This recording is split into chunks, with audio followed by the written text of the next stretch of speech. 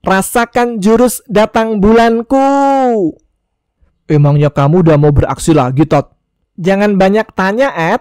Harusnya kamu itu terpental. Oh iya, aduh, aku kena. Saksikan kisahku ya di Ada Gorengan Apa Enggak.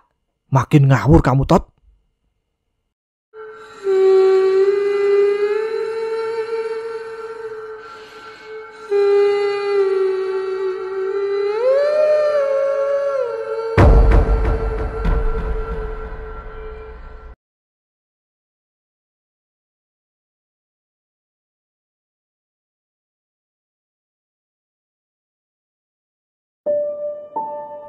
Assalamualaikum warahmatullahi wabarakatuh. Jumpa lagi dengan saya Tama dalam Ada Apa Gerangan 2. Bagaimana kabar kalian? Semoga selalu diberikan kesehatan dan juga rezeki yang cukup. Jumpa lagi di Ada Apa Gerangan 2, di mana di sini saya akan khusus membacakan cerita-cerita mistis bersambung. Kita akan lanjutkan lagi cerita yang sangat seru, mencekam, menakutkan, penuh drama, cerita Sentot dan juga Edi. Di mana pada episode sebelumnya Sentot menghilang dan kali ini Edi dibantu oleh Ustadz Fauzan dan juga dua monyet yang sangat lucu serta unyu-unyu mencari Sentot di mana dia berada. Oh iya, sebelum kita mulai ceritanya, saya ingin memberikan informasi bagi teman-teman yang mungkin belum tahu dan ingin menyimak cerita-cerita Sentot yang awal-awal, bagaimana pertemuan pertama kali dia dan Edi. Kalian bisa menemukan ceritanya di aplikasi Noice ya. Tulisannya Noice, warnanya kuning. Kalian cari di sana Ada Apa Gerangan Podcast. Tulis aja Ada Apa Gerangan dan di sana ceritanya Sentot semua. Dari awal nanti akan saya lanjutkan sampai akhir. Bahkan sampai Sentot punya cucu. Oke lah, langsung aja kita simak cerita kelanjutan di Alas Purwo ini. Teman-teman, Ada Apa Gerangan? Ceritanya mulai dari sini. Malam di Alas Purwo telah mencapai puncaknya. Sebuah selimut kegelapan yang pekat menelan segala cahaya, membuat hutan terasa seperti jurang tak berdasar. Di dalam tenda mungilnya, Edi meringkuk, berusaha mati-matian mencari kehangatan dari tubuhnya sendiri. Setiap tarikan nafasnya terasa dingin, menusuk hingga ke paru-paru. Api unggun yang ia nyalakan di luar tenda memancarkan cahaya jingga yang samar. Bayangan pohon-pohon raksasa menari-nari di dinding tenda, seolah mengawasi setiap geraknya, setiap nafasnya. Edi sudah berulang kali mencoba memejamkan mata, memohon agar kantuk menguasainya. Namun ketakutan yang menggerogoti jiwanya terlalu kuat, terlalu nyata.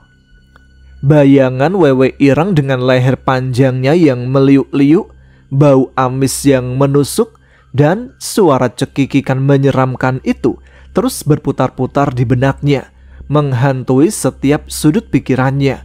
Ia tahu ia sendirian, terpisah dari Ustadz Fauzan, Gatot, dan Freddy. Rasa bersalah karena berpisah semakin menekan dadanya, menusuk hingga ke ulu hati. Ia adalah yang bertanggung jawab atas mereka, dan kini ia sendirian tak berdaya. Ia terus merapal zikir. La ilaha illallah, la ilaha illallah. Bisikannya nyaris tak terdengar, mencoba menenangkan diri, mencoba menghalau pikiran-pikiran buruk dan bayangan-bayangan mengerikan yang menari di kegelapan. Namun rasa kantuk yang luar biasa, hasil dari kelelahan fisik dan mental yang mendalam setelah seharian penuh rintangan, perlahan pun mulai menguasainya. Kelopak matanya terasa begitu berat, seolah ditarik paksa oleh kekuatan tak terlihat, menurunkannya ke ambang kesadaran. Tepat saat Edi mulai terlelap, kesadarannya mengambang di antara jaga dan mimpi. Tapi tiba-tiba, sebuah sensasi dingin yang sangat aneh terasa merayap pelan di area kakinya. Sensasi itu begitu lembut, nyaris tak terasa, namun membuat bulu kuduk Edi langsung berdiri tegak, merinding hingga ke akarnya. Jantungnya berdegup kencang, memukul-mukul dadanya dengan irama gila.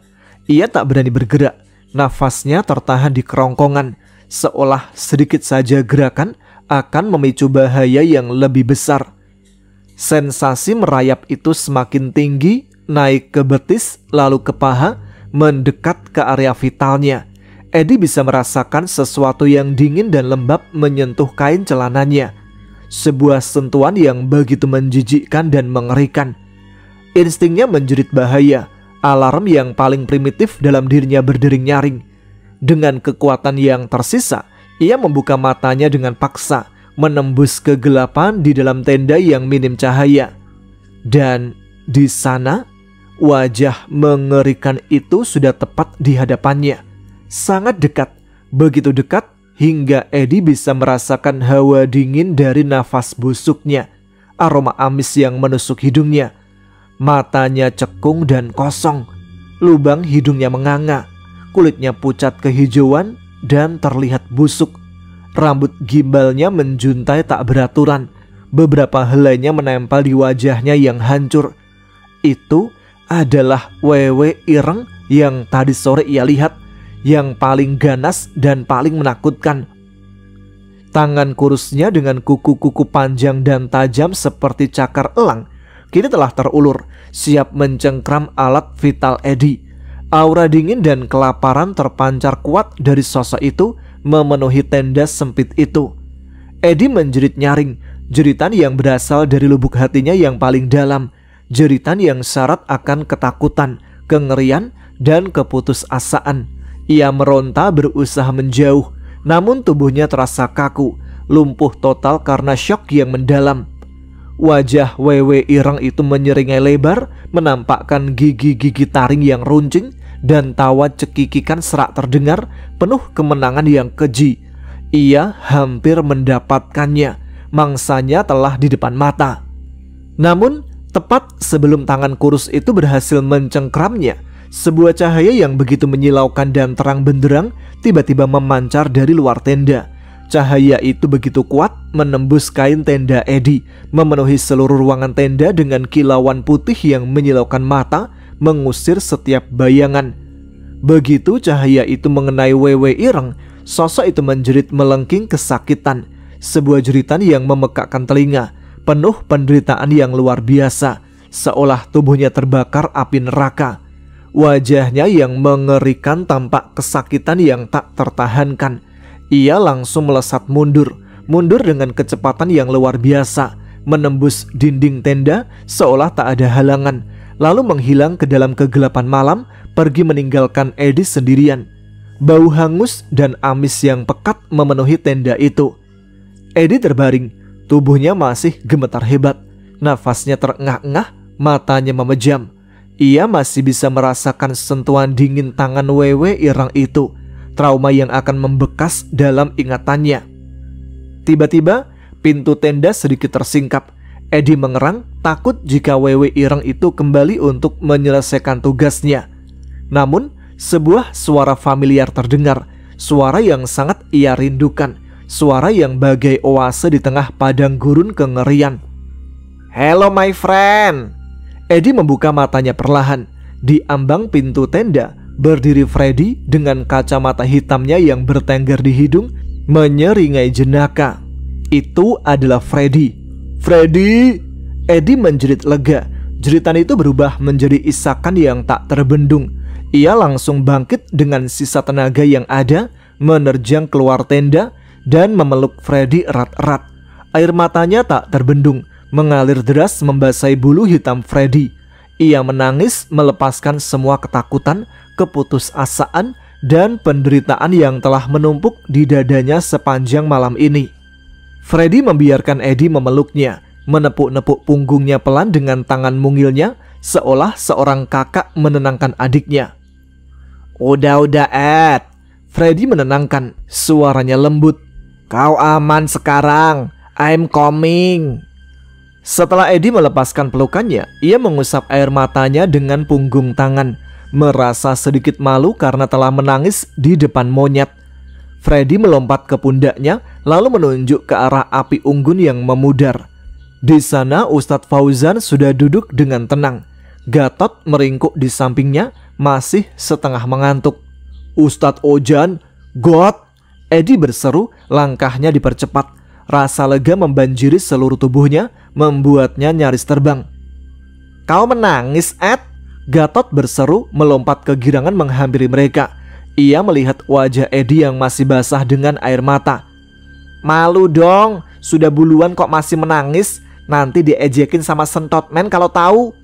Gatot mengejek dengan tawa renyah, membuat Freddy terkekeh geli. Eddie langsung mengusap air matanya dengan lebih kasar, salah tingkah. "Aku nggak nangis, ini kena embun. Iya kena embun, tadi kabutnya tebal."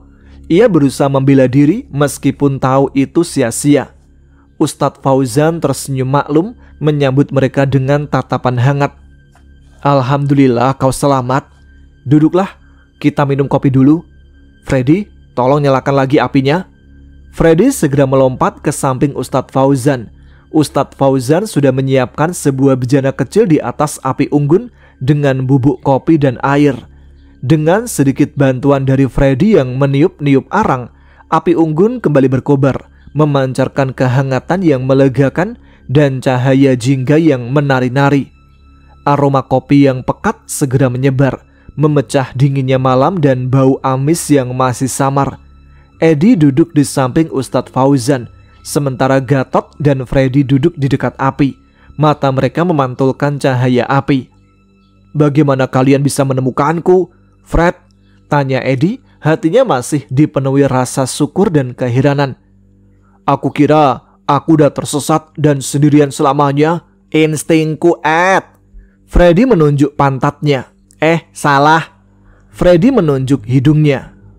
"Aku bilang ke Ustadz Ojan kalau kau dalam bahaya besar, jadi kami langsung mencarimu. Gatot tahu jalan tercepat menuju ke tempatmu."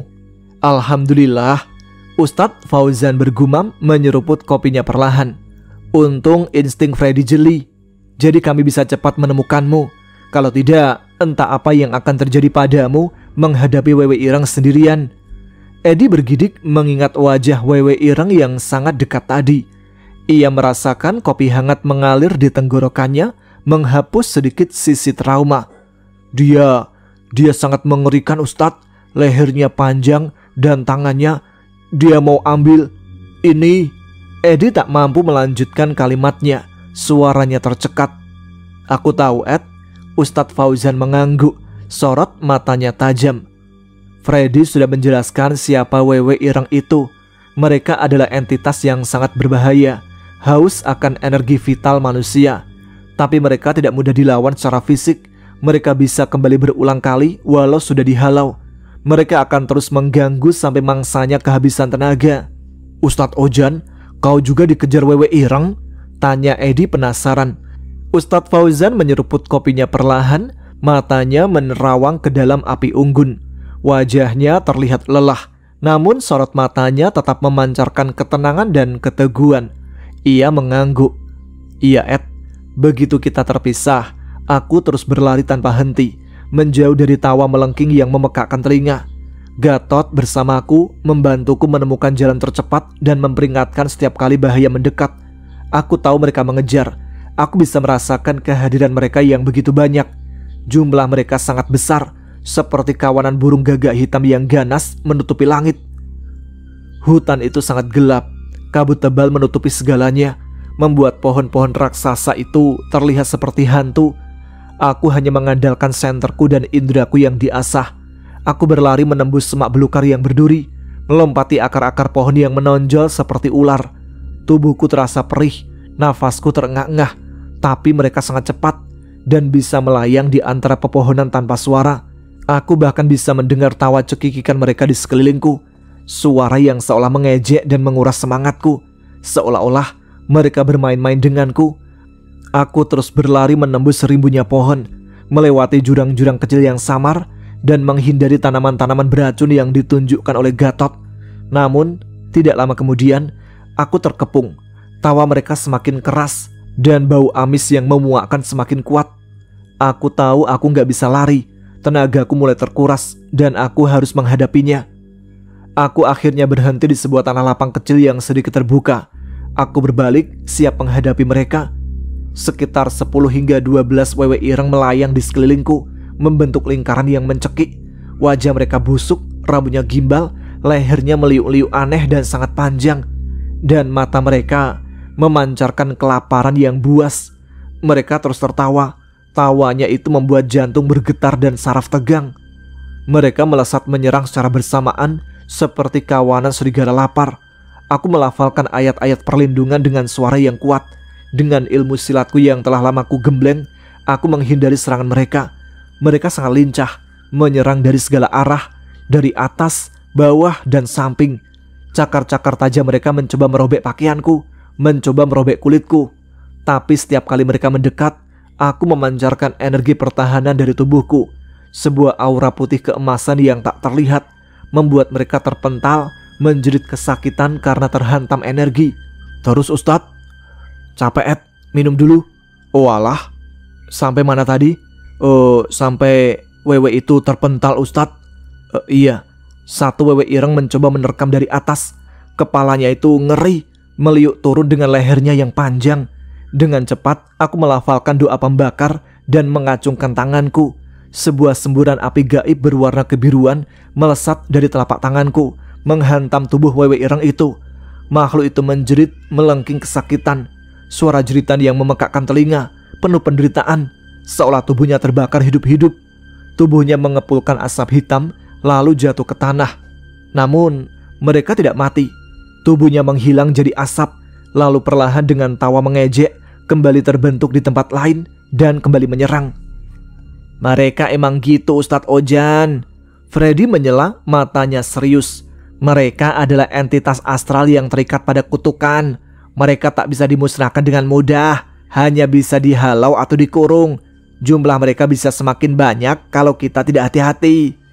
Benar, Ustadz Fauzan mengangguk. Nafasnya sedikit memberat. Aku tahu itu, jadi aku mengubah strategiku.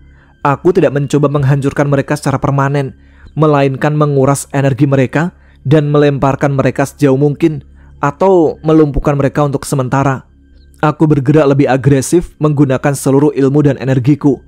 Setiap kali mereka mendekat, aku menghantam mereka dengan pukulan bertenaga yang diselimuti energi. Aku melemparkan mereka ke pohon-pohon, membanting mereka ke tanah, bahkan menendang mereka dengan kekuatan yang bisa mematahkan tulang manusia. Mereka menjerit dan kocar-kacir, terlempar ke sana kemari. Tapi mereka akan bangkit lagi dan kembali menyerang dengan tawa yang semakin histeris. Pertarungan itu terasa sangat panjang Ed, menguras setiap tetes tenagaku hingga aku nyaris mencapai batasku. Aku tahu aku tak bisa bertahan selamanya. Energi mereka seperti tak ada habisnya. Saat itulah aku melihat kilatan cahaya dari kejauhan berkedip-kedip di tengah kegelapan, seolah sebuah mercusuar. Begitu aku melihat cahaya itu, aku memusatkan seluruh ilmuku, seluruh doaku, melafalkan doa pengusir dan pembakar dengan kekuatan penuh, dan memancarkan ke segala arah seperti ledakan yang tak terlihat. Gelombang energi itu menyebar luas, menghantam semua wewe ireng di sekelilingku, menembus tubuh astral mereka. Mereka semua menjerit kesakitan dan luar biasa, suara melengking yang memekakkan telinga, dan tubuh mereka berasap. Mereka pun terpental jauh, kocar-kacir ke segala arah. Beberapa malah menabrak pohon hingga dahannya patah. Mereka nggak lagi menyerangku, melainkan lari tunggang langgang mencari perlindungan. Itu adalah kesempatan yang kubutuhkan. Aku langsung berlari sekuat tenaga, secepat yang aku bisa, mengikuti cahaya damar lintangmu Ed, berharap bisa menemukanmu. Dan akhirnya aku bisa tiba di sini. Edi mendengarkan cerita Ustadz Fauzan dengan nafas tertahan, seolah ia sendiri yang mengalami pertarungan itu. Ia takjub dengan kekuatan dan ketahanan Ustadz itu. Berhadapan dengan lebih dari 10 wewe ireng sendirian dan berhasil menghalau mereka dengan kekuatan spiritual yang begitu dahsyat.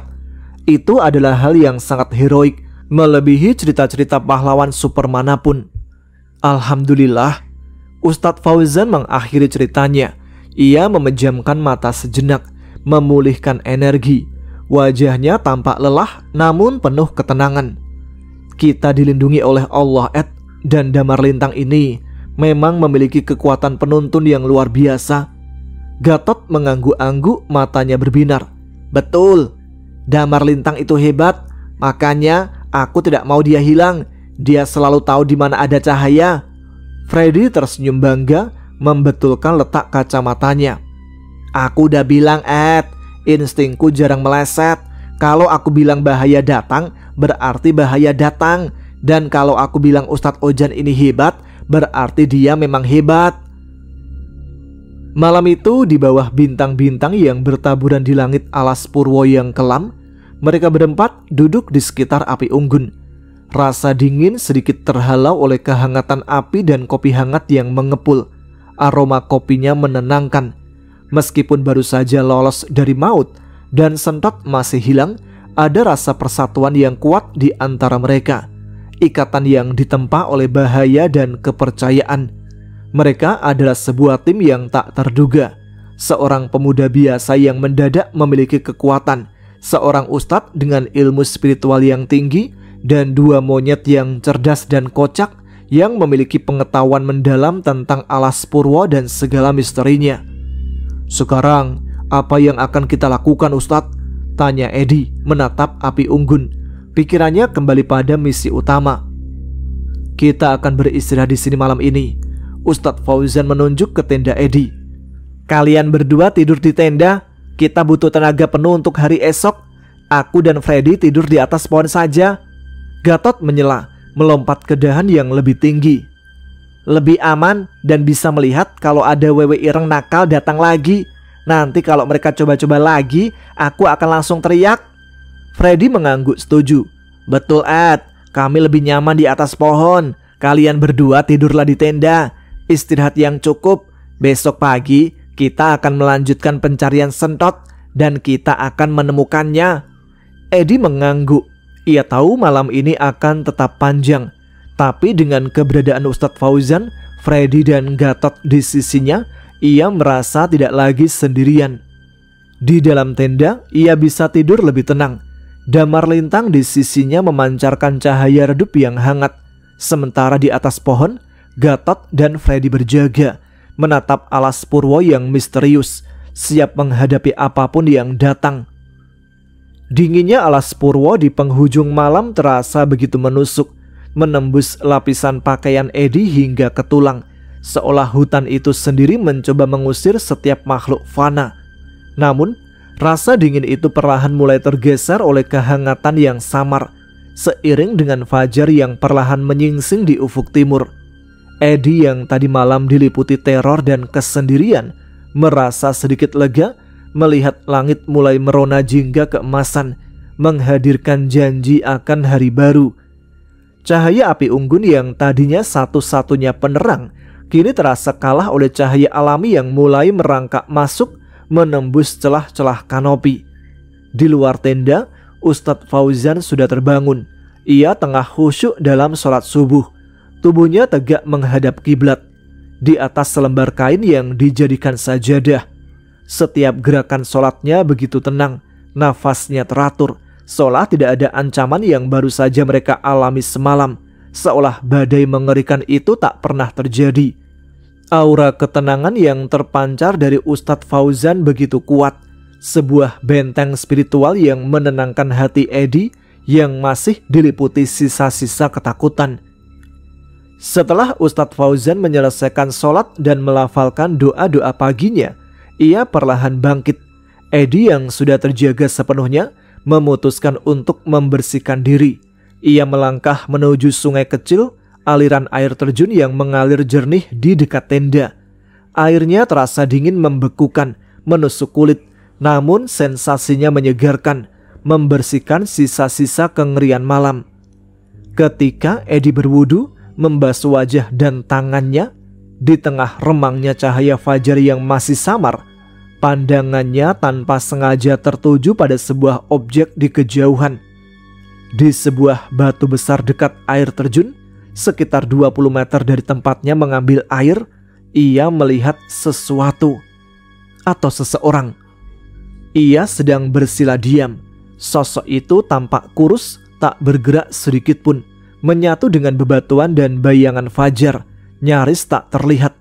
Edi mengernyit mencoba memperjelas pandangannya. Apakah itu hanya ilusi lain dari alas purwo yang mempermainkan matanya? Atau Edi yang belum yakin sepenuhnya akan penglihatannya kembali ke tenda. Ustadz Ojan, Panggilnya pelan, suaranya berbisik, tidak ingin menarik perhatian yang tidak diinginkan. "Lihatlah ke arah air terjun. Ada seseorang di sana sedang bersila. Apakah itu nyata?" Ustadz Fauzan menoleh ke arah yang ditunjuk Edi. Matanya menajam, mengamati sosok itu dengan seksama. Ia merasakan sebuah aura energi yang asing namun netral terpancar dari sana. "Iya, aku melihatnya, Ed." Ia menatap Edi. "Kau sholat subuh aja dulu, Ed. Setelah itu kita akan lebih jelas melihat." Edi mengangguk patuh. Ia mengambil air wudhu lagi, lalu menggelar sajadah seadanya di depan tenda.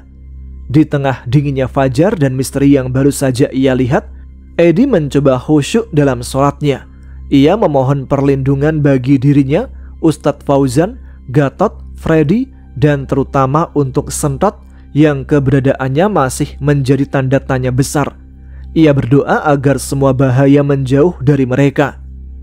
Setelah selesai sholat, Edi melihat Ustadz Fauzan kini telah berdiri diam di tepi sungai kecil, memandang ke arah air terjun dengan tatapan yang dalam dan penuh perhatian. Rasa ingin tahu Edi tak tertahankan. Ia segera mendekat. "Ada apa, Ustadz?" tanya Edi, nafasnya tertahan. Ustadz Fauzan tidak langsung menjawab. Ia hanya menggerakkan dagunya, menyuruh Edi untuk melihat sekeliling air terjun. Di tengah cahaya pagi yang mulai terang, misteri itu kini semakin jelas dan jauh lebih banyak dari yang Edi bayangkan. Tidak hanya satu atau dua, tetapi ada puluhan sosok pria bertubuh kurus yang tersebar di antara bebatuan air terjun. Mereka semua sedang bersila tak bergerak, terdiam dalam posisi bertapa.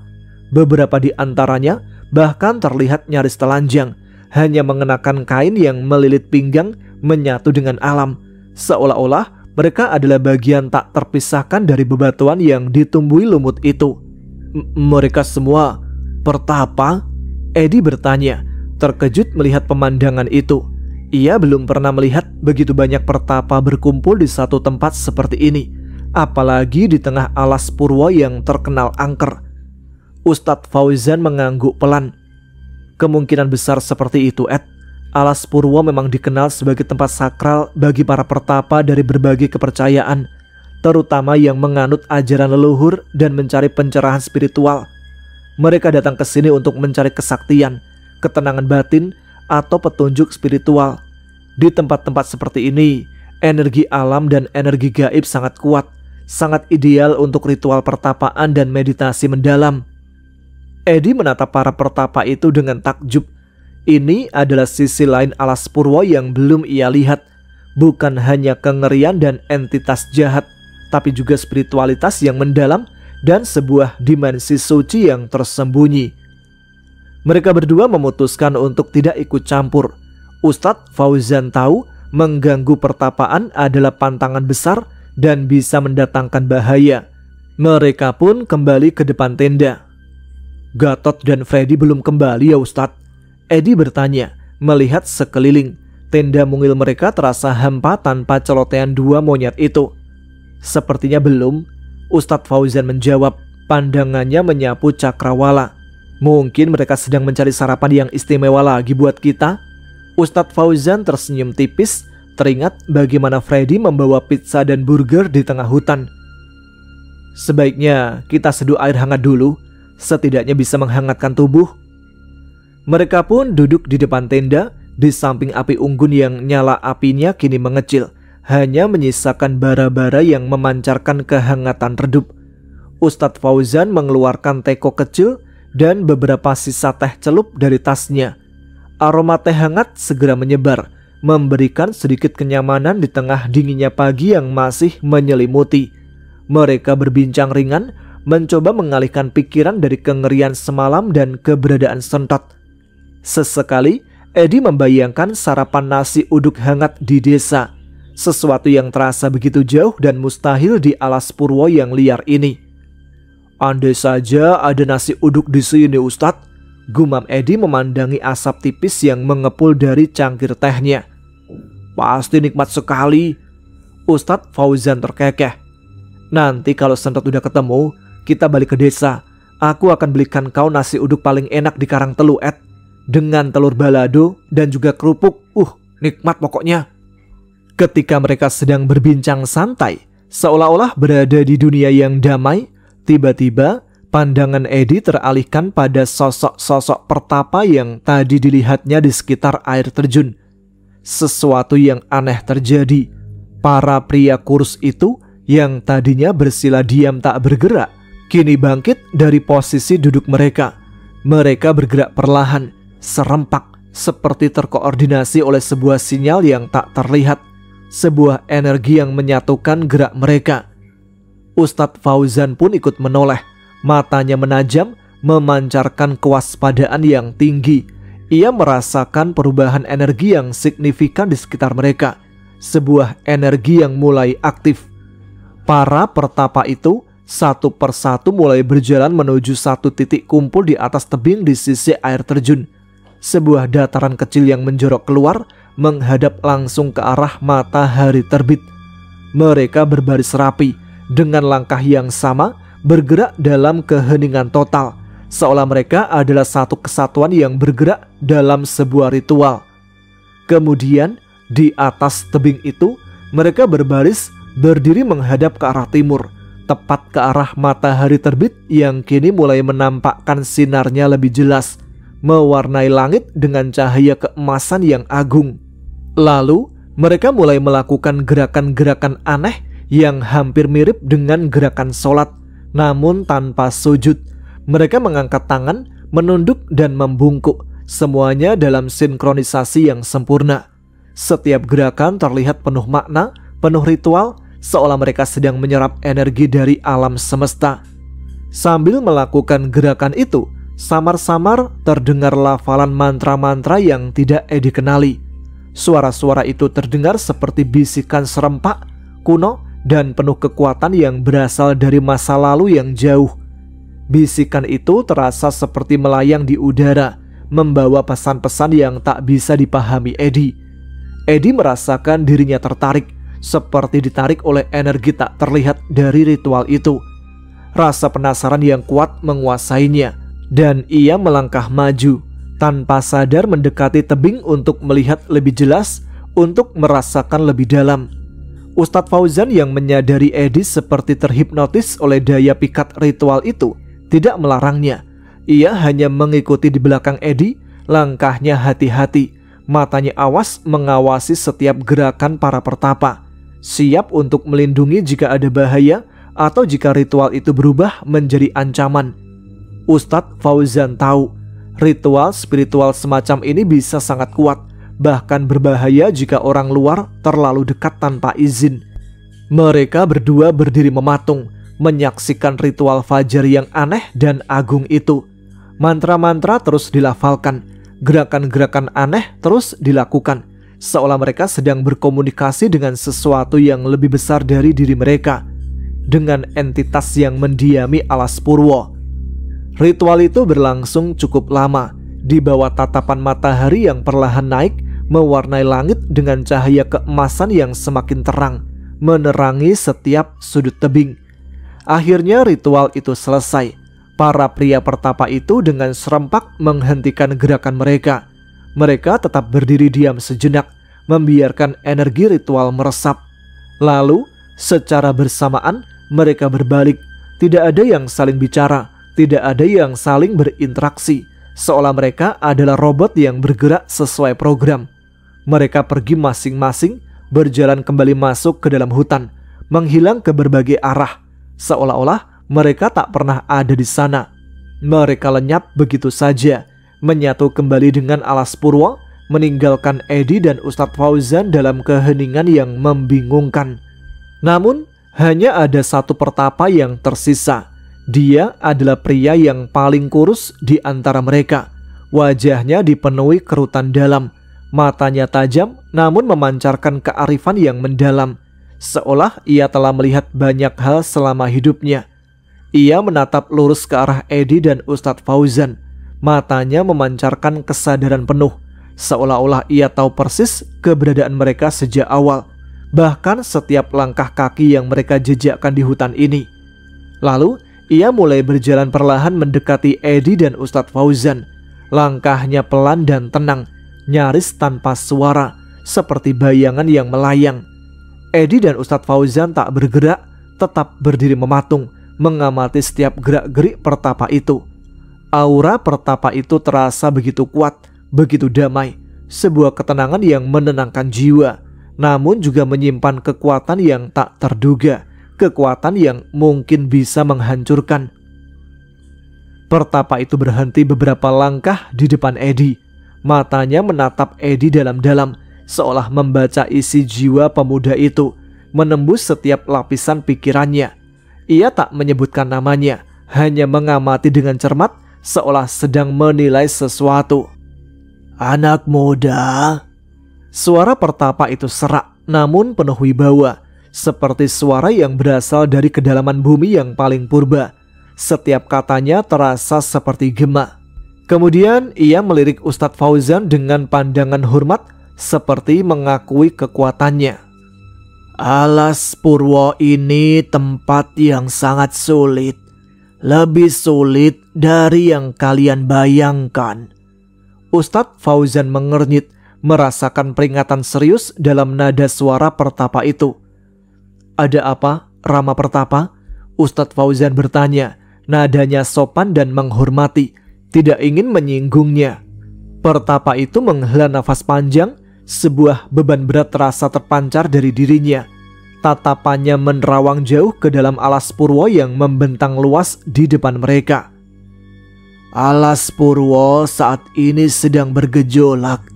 Energinya tidak stabil. Ada kekuatan gelap yang sangat tua yang sedang mencoba bangkit dari tidurnya.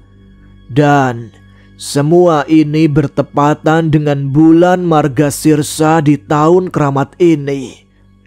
Edi dan Ustadz Fauzan saling pandang. "Tahun keramat?" Edi bertanya, suaranya sedikit bergetar, penasaran dan cemas. "Ya," jawab pertapa itu. Suaranya kini lebih dalam, seolah mengukir setiap kata di udara. "Ini adalah tahun di mana energi Kalabairaf Jayanti mencapai puncaknya, jauh melampaui tahun-tahun biasa. Adanya penyejajaran 5 planet yang sempurna dengan bintang kutub, sebuah fenomena langit yang sangat langka dan hanya terjadi sekali dalam 1000 tahun, menguatkan energi itu. Energi alam semesta dan energi dari dimensi lain berlimpah ruah pada saat ini, dan puncaknya akan terjadi di hari Astami Titi 5 hari lagi." Edi dan Ustadz Fauzan tercengang. 5 hari lagi? Dan hari ini adalah Kalabairaf Jayanti? Ini adalah informasi yang sangat krusial, sebuah hitungan mundur yang jelas dan mengerikan. "Kekuatan gelap itu yang kalian sebut buta kala angkara mencoba menggunakan energi puncaknya untuk sepenuhnya membebaskan diri dari belenggu purba yang telah mengikatnya selama ribuan tahun." Lanjut pertapa itu, suaranya penuh peringatan, sebuah nada yang mendalam dan menggetarkan. "Dan untuk itu dia membutuhkan sebuah tumbal. Tumbal yang paling murni, paling istimewa. Sebuah tumbal yang bisa menjadi penyeimbang sekaligus gerbang utama bagi kekuasaannya." Edi merasakan tenggorokannya tercekat. Kata-kata pertapa itu menghantam bagai palu godam. Sentot. Bayangan wajah Sentot muncul di benaknya. Hanya Sentot yang memiliki darah lawu, darah penyeimbang. Jadi, apakah mungkin inilah alasan mengapa Sentot diculik? Bukan sembarang tumbal, tapi tumbal yang paling krusial. "Anak muda, kau dan rekanmu memiliki takdir di sini, terutama kau." Pertapa itu menatap Ustadz Fauzan dengan tatapan yang serius. "Tapi aku memperingatkan kalian, tinggalkan alas Purwo sekarang, menjauhlah dari pusat pusaran energi ini. Itu adalah pilihan terbaik untuk keselamatan kalian, Karena jika kalian terus melangkah, kalian akan berhadapan dengan kekuatan yang jauh melampaui pemahaman kalian. Kekuatan yang bisa menghancurkan, membuat kalian terpenjara dalam kegelapan abadi." Pertapa itu terdiam sejenak, memandangi Edi dan Ustadz Fauzan dengan tatapan penuh makna, seolah menimbang nasib mereka, seolah ia bisa melihat takdir mereka terbentang di hadapannya. Ia tidak menanyakan tentang hilangnya Sentot atau tentang para mahasiswa. "Hati-hatilah, alas Purwa tidak lagi sama. Keseimbangan telah terganggu," bisik Pertapa itu. Setelah mengucapkan peringatan itu, Pertapa itu pun berbalik. Ia tidak menunggu jawaban, tidak meminta apapun.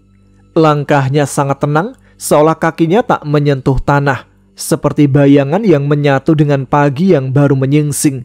Ia berjalan kembali masuk ke dalam hutan yang lebat, menghilang di telan kegelapan dan kabut pagi yang masih tersisa. Ia lenyap sama misteriusnya dengan kemunculannya, meninggalkan Edi dan Ustadz Fauzan dalam keheningan yang membingungkan dan pikiran yang kalut. Edi dan Ustadz Fauzan masih berdiri mematung di tepi air terjun, mencerna setiap kata yang diucapkan Pertapa kurus itu. Ombak informasi yang begitu besar menghantam mereka, satu persatu, mengaitkan potongan-potongan teka-teki yang selama ini mereka cari. Kala Bairaf Jayanti, Astami Titi, 5 hari lagi. Kekuatan istimewa tahun ini, Buta Kala Angkara, tumbal yang paling murni dan kuat. Seketika semua potongan puzzle itu menyatu dalam benak Edi. Hilangnya Sentot, darah lawunya, itu bukan kebetulan. Sentot adalah tumbal yang paling murni dan paling kuat yang dimaksud oleh Pertapa. Kalawadi mencuri Sentot untuk ritual puncak ini. Ini adalah hitungan mundur yang jelas dan mengerikan. Dalam 5 hari, Sentot mungkin akan dipersembahkan, kekuatannya akan dibangkitkan, dan alas Purwa atau bahkan dunia bisa jatuh ke tangan kegelapan Buta Kala Angkara. Kengerian itu kini bukan lagi sekedar bayangan atau mitos, melainkan sebuah hitungan mundur yang jelas dan tak terhindarkan. Waktu mereka sangat terbatas, 5 hari. Mereka tak bisa pergi, mereka harus bertarung demi Sentot, demi keseimbangan alas Purwa. Dan kini mereka harus berpacu dengan waktu yang terus berjalan. Baiklah teman-teman, ada apa gerangan? Sampai sini dulu episode kali ini. Kita akan lanjutkan cerita Edi dan juga Ustadz Fauzan dalam mencari Sentot, yang tampaknya tujuan penculikan Sentot ini semakin jelas ya apa tujuannya. Baiklah, kita jumpa lagi di episode selanjutnya. Terima kasih untuk teman-teman yang sudah menyimak episode kali ini. Jangan lupa tuliskan komen, tunjukkan eksistensi kalian. Sekarang saya Tama harus pamit. Kita jumpa lagi di episode selanjutnya. Tetap semangat, jaga kesehatan. Wassalamualaikum warahmatullahi wabarakatuh.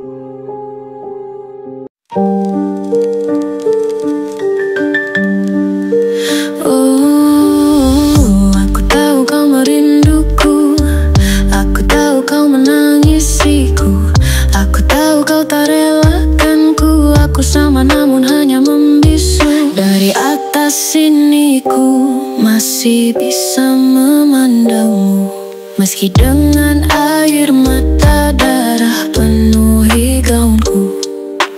Gaun putih ini perlahan memerah seiring ku tak tentu arah.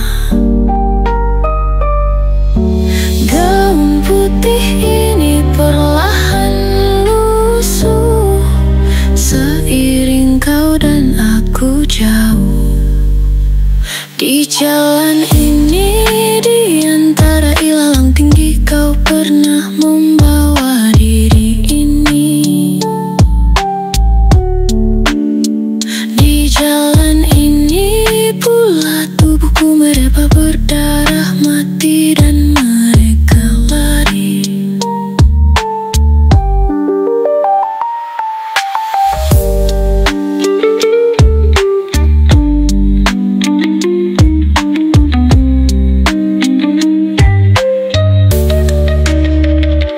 Di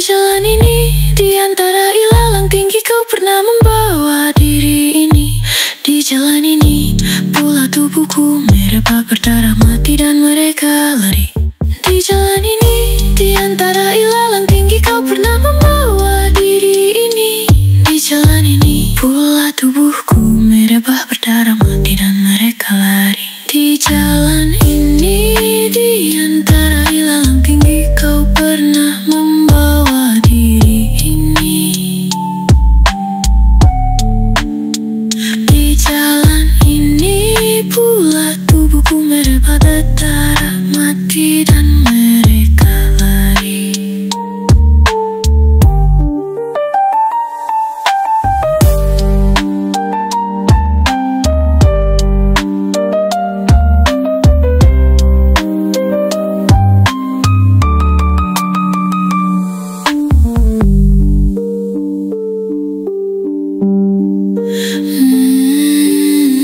Di jalan ini, di antara ilalang tinggi kau pernah membawa diri ini.